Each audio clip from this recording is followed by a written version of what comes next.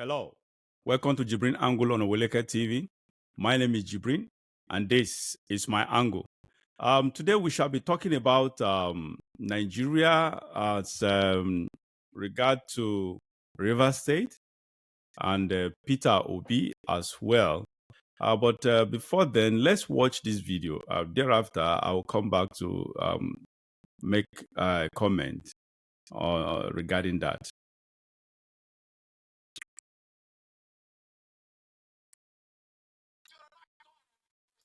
Turn an actress and you say you're not going to hug babes and you're not going to kiss them, step aside.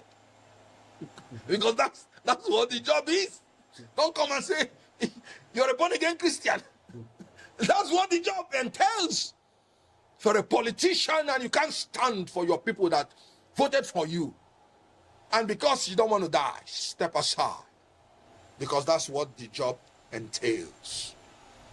Any politician that is not behaving like Simfubara, who will resist and protest when his rights are trampled upon, knowing that our judicial system, knowing that our electoral system have failed us, that any politician who will not stand his ground, no matter the risk to his person, I said I will not speak for that politician again, and I maintain it. And you can see what is happening, because we can't go forward. We calm down. If Simfubara has been saying calm down, do you know where River State would have been? He said he's ready for them. He's fully prepared. The election must go on. The election must hold. Winners must be declared. They will be sworn in. And whatever is going to happen, let it happen. I am looking for leaders who would say nobody will rig my election. And if you rig my election, I will fight. Nigerians, come out and fight. If they kill anybody, let them kill all of us. Oh yes, and thank God I'm seeing it happen. What Fubara did, was he advocating for violence? Was he advocating? All right. I hope you heard that. And thank God I'm seeing. Yeah, sorry about that. Now, you heard what Kenneth Okonkwo said. Now, the truth is what he just discussed now. I think we discussed that on phone with him. But the last time, some few months ago, when he released this letter or message online, I think publicly made it public, and where he was actually notifying the public that he was out of Peter Obi's advocacy. So after that message, I think about 2 weeks after or thereabout, because initially I didn't go through the message until the thing became an internet sensation. So I had to go get the notes and read it myself. And after reading it, I said, wow, this guy has just spoken. And it was not as clear as I have been for over a year now. I've been very, very clear, unambiguous on this. I've been very raw, not just clear. I've been very, very. I've always come unglued when it comes to what he just said. So, but in his own case, I saw the iota of what I have been talking about. So I decided to call him.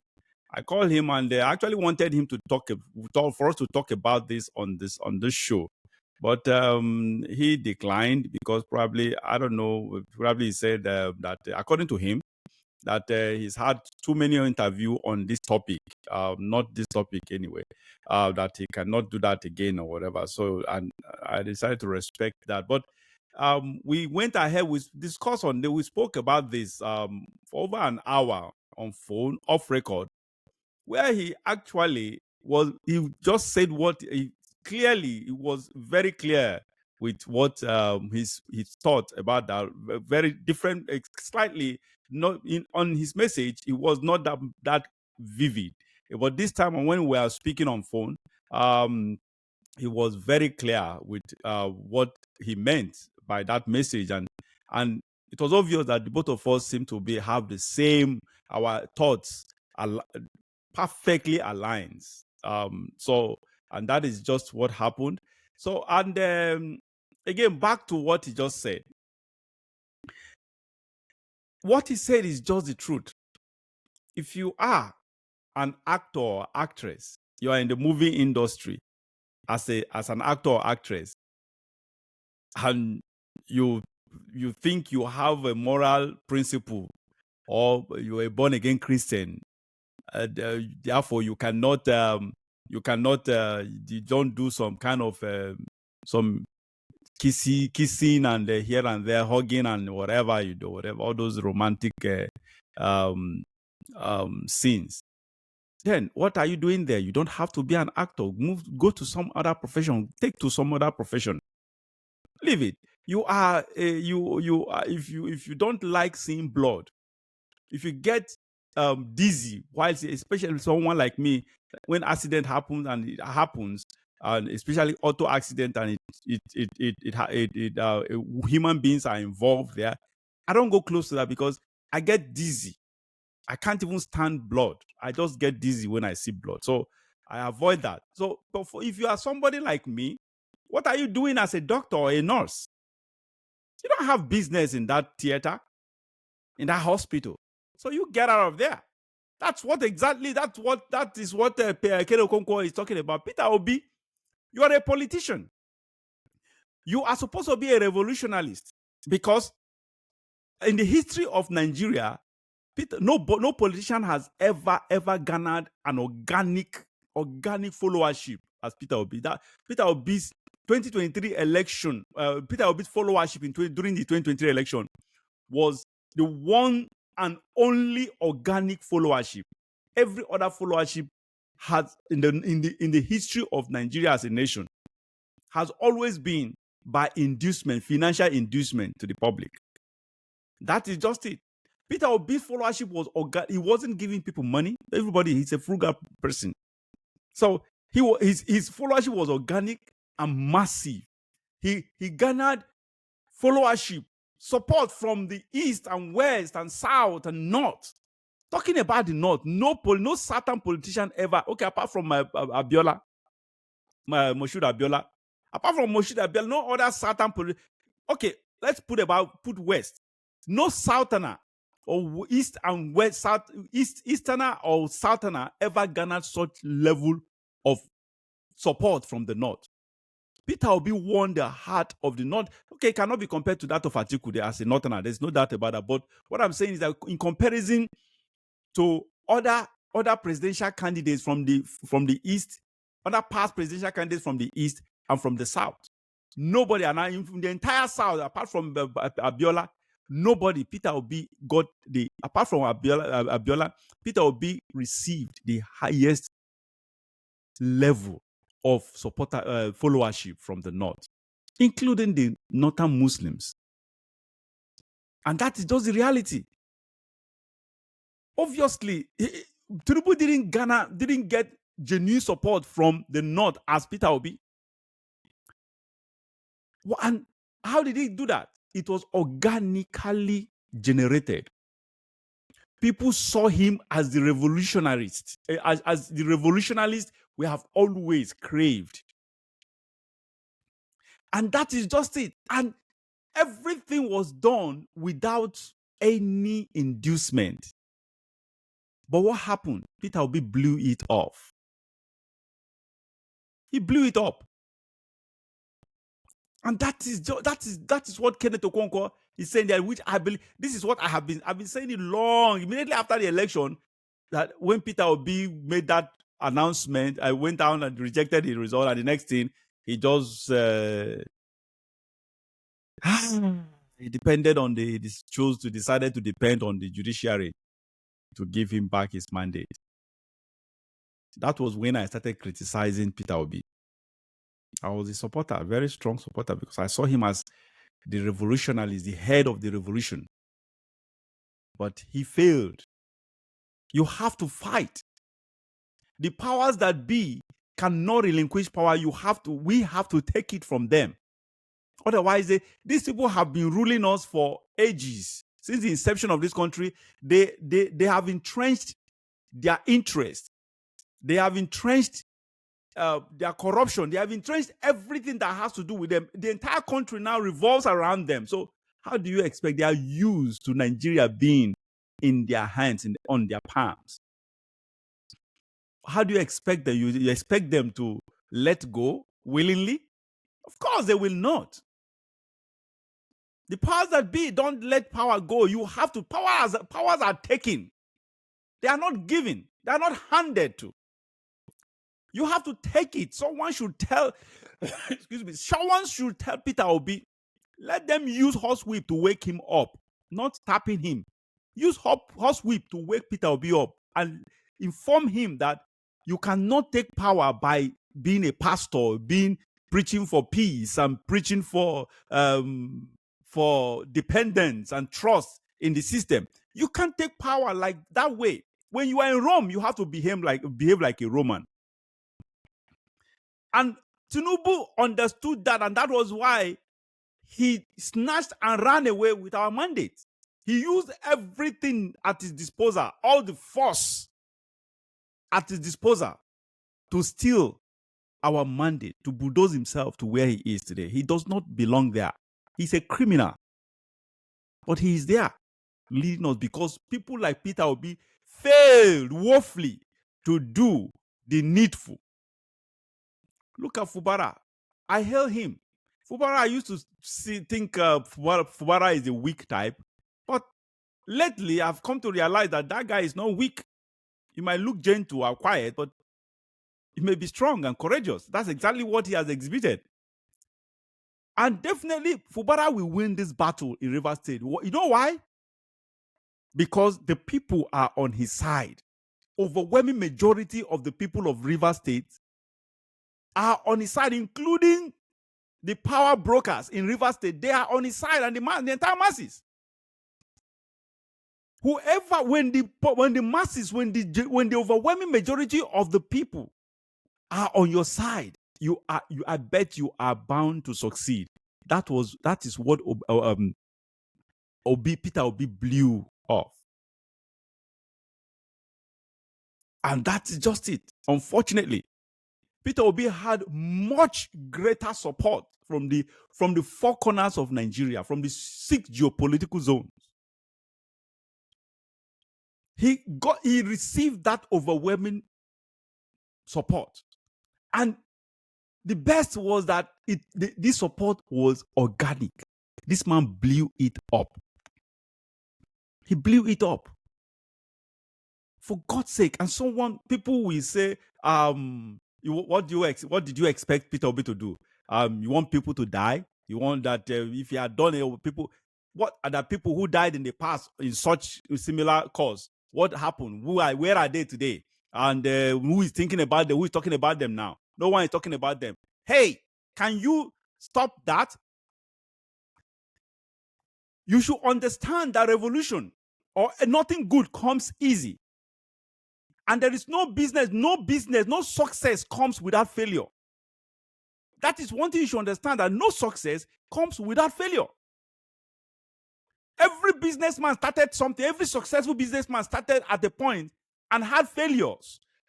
Some of them multiple, some of them even countless failures before they succeeded. There is no success. Look, you see that word, that cliché. There is no success without failure. That word, that slogan can never be more perfect. It is not an abstract. It is an absolute. It is in absolutity that, as it sounds, that is the reality, because no single, it is literal. That's the right word. It is literal. It is not as an exaggeration. There is no isolation indeed. No business. Nobody can come and tell me you succeeded in business, and when you just started and one time you succeeded. No, there must be failure. No success without failure. So people died in the past, yes, while doing such thing. And where are they today? Of course, they are nowhere today. Nobody talks about them. So what? That is part of the failure that comes with success. That goes with success. Works hand in hand with success. So people have done it. Why should people not do it again?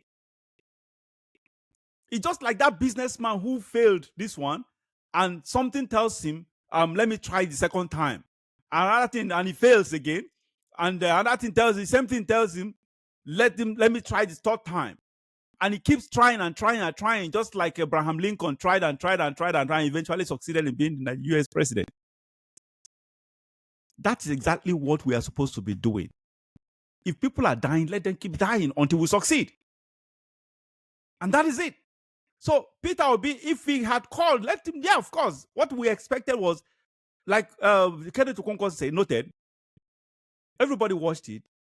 Fubara didn't call for violence, didn't call for whatever, but his body language gave courage and encouraged his followers to stand up for him, to fight for him.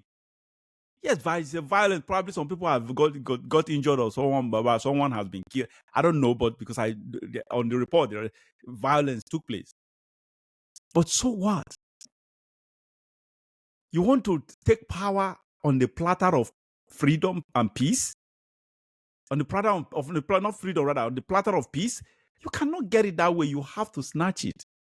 Nigeria has been so battered that you cannot get anything good from Nigeria on the platter of peace anymore. That is just it. We need to take it, and take it by force from the powers that be. Our prayer is that lives that will be lost will be extremely minimal. That's our prayer. Nobody wants death. I, for one, I hate violence. Like I said earlier, I don't like seeing blood. I hate blood. Let me be frank with you. I get dizzy when I see accident. When accident takes place in a place, car accident, auto accident, whatever, I just stay away from. I don't like seeing, because I'll lose my balance. I'll collapse. So, but in a system like Nigeria, violence, like I said, violence may be inevitable. That is if the military fails to do the needful. We need the military. The military intervention will be the thing, the only element that will actually truncate violent revolution. And that's why I'm pleading that they should intervene, because I don't want revolution in Nigeria will result to people, some innocent dying. So that is what we are not talking. We are trying to. That's why we are trying to beg the military, plead with them for not the military top echelon, the ones that are patriotic, the silent ones that are not recognized in the military, but they are in the position to do something.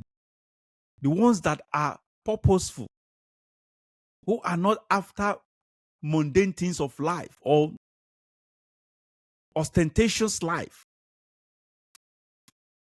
That is it. So honestly, Fubara, just like he's now, what's his name? Kenneth Okonkwo called him his hero. I may not get to that point, because the battle is just started. That's just the truth. But he has proven to be, for now, today's hero. And I believe he's going to win that battle, because the people, overwhelming majority of Riverians, are on his side. That is what I expected from Peter Obi. When the election took place and was rigged, I expected protests. Call out your people. I didn't expect you to. Nobody expected you, asked you to call for violence. No. I've said it over and over. But let people occupy the street in peaceful protest. It may eventually amount to violence. There's no doubt about it. And so what? People may eventually be killed. And so what? Obi himself may eventually be incarcerated, arrested, persecuted, or prosecuted in any form or shape with phantom crimes or whatever. And so what? He may even be killed. And so what? People have died for sincere causes in life. People have died for others. Why can't he stick his neck for others? Of course he cannot. He won't. Because he is enjoying his comfortable life. Because he's rich, he's a billionaire. He doesn't want to lose that comfort. And that is selfishness. That is absolute selfishness. If you are in a position, don't come and tell me I should go and die for. If I were in Obi's position, I will be ready to die for Nigerians. That is just the reality. So don't come and attack me and ask me, why don't you do it because I am not in the position. Because the reality, the answer to that question is, I am not in the position of Peter Obi. So even if I go on the street and my death will be irrelevant, inconsequential. Somebody like Peter Obi, if anything happens to him, not now, then, if anything happened to him then, you think his life will be inconsequential? If someone will say, what about Abiola? Abiola died today. Are we talking about him? We are still talking about him. After all, we have something. We remember, although Abiola can never be deleted in the history of Nigeria, that name, Moshood Abiola, will remain embedded, engraved in the history books of Nigeria. And that is why we have June 12th today, for years, and it will remain for life until Jesus tarries. So Moshood Abiola, his name is in the history already. The democracy we're talking about today, he fought for it as well. So don't say, where is Moshood Abiola? Yes, he's dead, but his memory lives on. And that is the legacy. That is the legacy. When you die, what is your legacy? What legacy are you leaving behind? And so that is what matters to those people who are in the position to turn things around, like Peter Obi. Unfortunately, he lost that opportunity, and that such opportunity comes once. You can't generate such kind of organic followership and blow it up and expect the same followership to come in 2027. Hell no, you won't get it. You won't get it because you already have so many of my kinds that think the same way as me. I didn't know we'll have it in someone like Kenneth Okonkwo. So if you already, I had it, whatever, I've always done this for almost over a year now. Now we have Kenneth Okonkwo, who knows how many people are saying the same thing. And you think Peter Obi will? Of course not. No, don't expect that. He blew it up. He's a coward. He's a selfish person. He's not ready to die, nor incarcerated, nor lose his freedom or comfortable life for anyone. That is selfishness. Because if you have what it takes to make a change and you are not doing it, you should fail to do it because of yourself. It is selfishness. Because you don't want to lose anything. It is selfishness. Peter Obi is just selfish and self-seeking. You want to take power on a platter of